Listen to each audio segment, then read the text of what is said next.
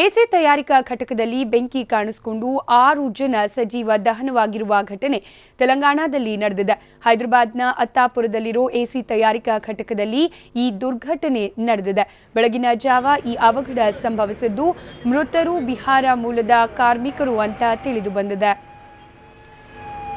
ದೃಶ್ಯದಲ್ಲಿ ಗಮನಿಸ್ತಾ ಇದ್ರಿ ಯಾವ ರೀತಿ ಸಂಪೂರ್ಣವಾಗಿ ಎಸಿ ತಯಾರಿಕಾ ಘಟಕ ಹೊಗೆಯಿಂದ ಆವರಿಸಿಕೊಂಡಿದೆ ಅಂತ ಹೇಳಿ. ಬೆಂಕಿ ಅವಘಡ ಸಂಭವಿಸಿದ ಪರಿಣಾಮ ಈ ಒಂದು ಘಟಕದಲ್ಲಿ ಕಾರ್ಯನಿರ್ವಹಿಸ್ತಾ ಇದ್ದ 6 ಮಂದಿ ಬಿಹಾರ ಮೂಲದ ಕೂಲಿ ಕಾರ್ಮಿಕರು ಸಜೀವ ದಹನವಾಗಿದ್ದಾರೆ. ಇನ್ನು ಈಗಾಗಲೇ ಅಗ್ನಿಶಾಮಕ ದಳದ ಸಿಬ್ಬಂದಿ ಕಾರ್ಯಪ್ರವೃತ್ತರಾಗಿದ್ದು ಬೆಂಕಿಯನ್ನ ಹತೋಟಿಗೆ ತರುವಲ್ಲಿ ಯಶಸ್ವಿಯಾಗಿದ್ದಾರೆ.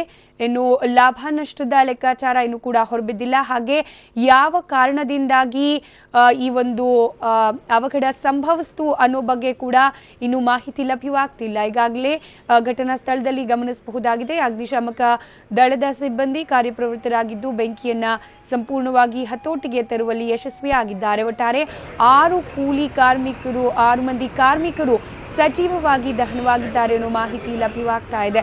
ನಸುಕಿನ ಜಾವದಲ್ಲಿ ಎಸಿ ತಯಾರಿಕಾ ಘಟಕದಲ್ಲಿ ಸಂಭವಿಸಿದ ಬೆಂಕಿ ಅವಘಡದಲ್ಲಿ ಬಿಹಾರ ಮೂಲದ 6 ಮಂದಿ ಕಾರ್ಮಿಕರು ಸಜೀವ ದಹನವಾಗಿದ್ದಾರೆ. ಈ ಬಗ್ಗೆ ಮತ್ತಷ್ಟು ಡೀಟೇಲ್ಸ್ ಕೊಡ್ತಾರೆ ನಮ್ಮ ಪ್ರತಿನಿಧಿ ರಹಮತ್ ಕಂಚಿಕ. ರಹಮತ್, ಯಾವ ಕಾರಣದಿಂದಾಗಿ ಬೆಂಕಿ ಅವಘಡ ಸಂಭವಿಸಿತು, ಹಾಗೆ ನಷ್ಟದ ಪ್ರಮಾಣ ಎಷ್ಟು, ಇದ್ರ ಬಗ್ಗೆ ಮಾಹಿತಿ ಲಭ್ಯವಾಗ್ತಾ ಇದೆಯಾ?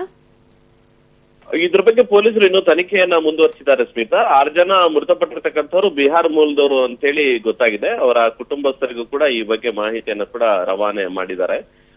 ಹಾಗೇನೆ ಇದಕ್ಕೆ ಶಾರ್ಟ್ ಸರ್ಕ್ಯೂಟ್ ಕಾರಣ ಆಗಿರಬಹುದು ಅಂತೇಳಿ ಪ್ರಾಥಮಿಕ ಒಂದು ತನಿಖೆಯಿಂದ ಪೊಲೀಸರಿಗೆ ಗೊತ್ತಾಗಿರುವಂತದ್ದು.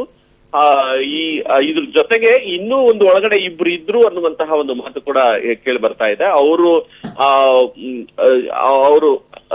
ಗಾಯಗೊಂಡಿದ್ದಾರಾ ಅಥವಾ ಏನಾದ್ರೂ ಅವರು ಕೂಡ ಮೃತಪಟ್ಟಿದ್ದಾರಾ ಅನ್ನೋದ್ರ ಬಗ್ಗೆ ಕೂಡ ಈಗ ತನಿಖೆಯನ್ನು ಕೂಡ ನಡೆಸ್ತಾ ಇದ್ದಾರೆ. ರಕ್ಷಣಾ ಕಾರ್ಯ ಕೂಡ ನಡೀತಾ ಇದೆ. ಆದ್ರೆ ಬೆಂಕಿ ನಂದಿಸುವ ಕಾರ್ಯ ಸಂಪೂರ್ಣವಾಗಿ ಮುಗಿದಿದೆ. ಈ ಒಂದು ಕಂಪನಿಯ ಮಾಲೀಕರಾಗಿರುವಂತಹ ಪ್ರಮೋದ್ ಕುಮಾರ್ ರನ್ನ ಈಗ ವಶಕ್ಕೆ ತೆಗೆದುಕೊಂಡು ವಿಚಾರಣೆಯನ್ನು ನಡೆಸ್ತಾ ಇದ್ದಾರೆ. ನಿನ್ನೆ ರಾತ್ರಿಯಿಂದ ಅವರು ಆನ್ ಡ್ಯೂಟಿಯಲ್ಲಿದ್ರು. ಕರ್ತವ್ಯದಲ್ಲಿರುವಾಗ ಇವತ್ತು ಬೆಳಗಿನ ಜಾವ ಈ ಒಂದು ಅಗ್ನಿ ದುರಂತ ಸಂಭವಿಸಿರುವಂತದ್ದು. ಇದಕ್ಕೆ ಕಾರಣ ಏನು ಅನ್ನೋದ್ರ ಬಗ್ಗೆ ಪೊಲೀಸರು ಈಗ ತನಿಖೆ ನಡೆಸ್ತಾ ಇದ್ದಾರೆ. ಇದು ಹೈದರಾಬಾದ್ನ ಅತ್ತಾಪುರದ ಕೈಗಾರಿಕಾ ವಲಯದಲ್ಲಿ ನಡೆದಿರುವಂತಹ ದುರ್ಘಟನೆ. ಧನ್ಯವಾದ ರಹಮತ್ ಮಾಹಿತಿಗಾಗಿ.